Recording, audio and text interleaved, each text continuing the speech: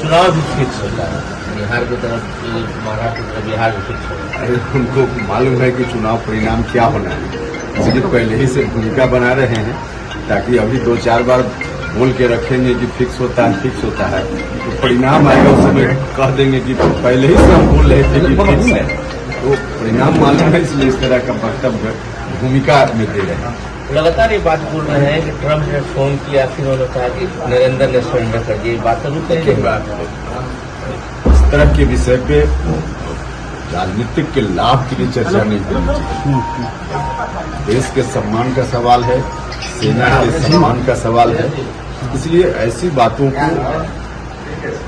संकीर्ण राजनीतिक फायदे के लिए नहीं विवाद में लाना चाहिए।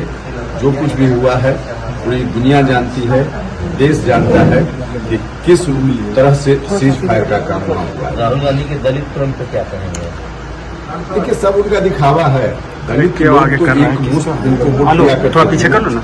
आजादी के बाद से लेकर जो भी चुनाव हुए मतलब वर्षों तक दलित लोग उनको एक मुश्त वोट देते रहे। क्या किया दलितों के लिए उन्होंने? तो जिस वक्त मौका हुआ, केंद्र की सरकार लगातार, देश के कई राज्यों की सरकार लगातार, अब उस समय दलित का हित उनको नहीं सूझा। आज जब सत्ता से बाहर हैं, व्याकुल है कि कैसे सत्ता में फिर से पहुंच जाए, तो दलित और बैकवर्ड उनको दिखते हैं। बिहार में उन्होंने कहा कि बिहार एक ऐसा राज्य था जो शांति का प्रतीक था, लेकिन अब क्राइम कैपिटल बन गया पूरे देश का। उनके मन में जो आता है बोलकर चले जाते हैं। उनको तो जो यहाँ के लोग कुछ बता देते होंगे, उन्हीं शब्दों का इस्तेमाल करते होंगे। बाकी उनको क्या अनुभव है, क्या पता है कि बिहार कहाँ है, बिहार में क्या हो रहा है या दूसरे राज्यों में क्या हो रहा है। तो लोग बताते हैं, बोलकर चले जाते हैं। अच्छा सर, आपको लगता है जिस तरह से एनडीए में अभी भी थोड़ी सी कहीं खींचातानी देखते हैं हम, इससे सीटों को लाभ होगा, सीटों को लेकर? देखिए, कोई खींचातानी जैसी बात नहीं है। अब आप लोग तिल का तार बना देते हैं तो उसमें फिर एनडीए की पार्टी क्या करेगी, लेकिन कोई खींचातान जैसा नहीं। आपने भी पिछली बार अलर्ट किया था कि यार लोकसभा ऐसा हुआ, ये बात स्ट्रेटजी बनाने की बात हम कर रहे हैं ना।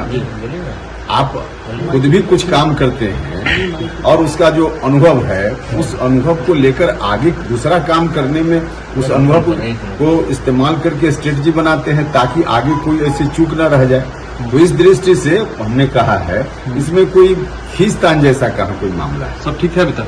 बिल्कुल 100%। सीतामढ़ी की घटना, एक दुकानदार ने 5 बच्चों के कपड़े उतार के गले में जूते की माला पहनाई और आरोप लगाया कि इसने मेरी दुकान से टॉफी चोरी की। देखिए, नहीं, ये तो बिल्कुल अमानवीय व्यवहार है और सभ्य समाज में इस तरह की बात होनी चाहिए। किसी पर आरोप भी है तो कानून बिल्कुल छोटे बच्चे, उन बच्चों के साथ इस तरह का किसी ने भी किया है, बहुत ही घोर आपत्तिजनक काम है और शासन के लोगों को देखना चाहिए, उस पर कार्रवाई होनी चाहिए। ठीक, थैंक यू।